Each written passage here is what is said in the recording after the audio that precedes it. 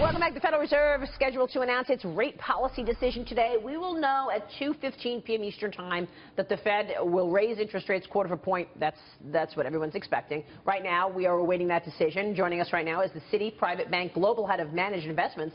David Bailin is with us. David, good to see you. Good to see you. What do you expect from the Fed today? Well, exactly what everyone else expects. I don't think that's going to be the big news at all. I mean, we've been anticipating a Fed hiking cycle. I think that's good for the economy in general. It's it's been a long time coming. I think it's good for investors and it's good for the financial institutions. So I think that's what's going to happen today. So any other news that you would expect from the language of the statement from Janet Yellen? Today she's giving a press conference as well. Yeah, so I mean, all the guys are going to be about the balance sheet reduction and whether or not that's going to take place. That's going to be critical. It's been well telegraphed, and that's a good thing. You know, it's like you don't really want to have Fed surprises with the market at these levels. So I think it's a question of whether or not they're going to be seeing some tapering, and we think the answer is not really.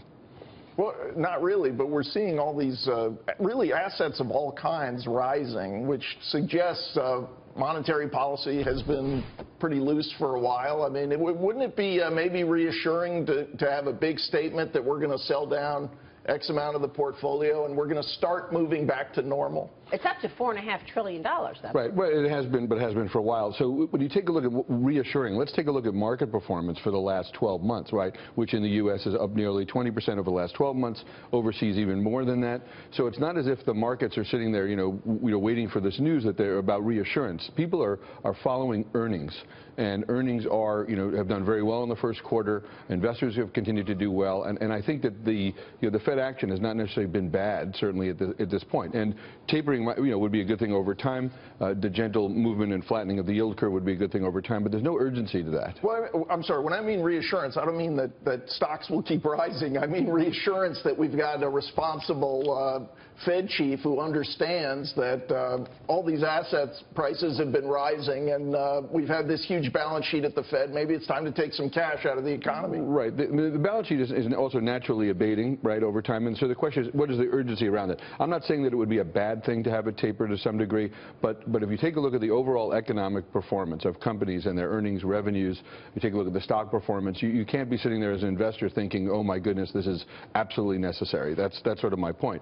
And as an investor, we want to see people putting money back into the market. We've seen our clients very actively moving money into the market since really January 1st. You still want that? Absolutely. So Bob, this rally is alive and well then? Yeah, well, just among us now, what are you telling your investors in the equity market? I mean, are we near the top? You were saying earlier GDP maybe 2, earnings about 135 for the year. Right. You're telling them to take, James, some cash off the table now, David? Well, we're telling people to really begin to rotate assets out of the United States. So they've had an extraordinary run here. PE valuations are significantly less, both in Europe, maybe 30% less, in the emerging markets more broadly, maybe 40% less. So there's a real opportunity if global growth continues for clients to make more money in a safer way and get more diversification by doing that. That said, we're not against the U.S. market today. We're not telling people this is a trading opportunity. Rather, we're looking as a real rotation to emerging markets. But in general, the most important message that we're giving to our clients is that you want to maintain your equity portfolio. You're not a seller into this market at this time at all. What about Treasury bonds, though? I mean, if you want to look at a rich asset, look no further than government debt. Right. Well, it's been an unattractive place to invest. But, sovereign debt, not only here but globally, and rates are not particularly attractive. Here, the 10-year is really a bellwether for us to see whether or not people think growth will, in fact, be significantly larger. And right now, it's saying no growth, right? That's correct. I mean, the signal, if you want to watch what the 10-year does, that really is an indicator to me of where the opportunity is or isn't. And right now, people are skeptical about what tax package, if any, will get passed. So that was my next question. How reliant are we on this tax package that we're expecting this year in terms of these markets staying high? The U.S. market, I think, is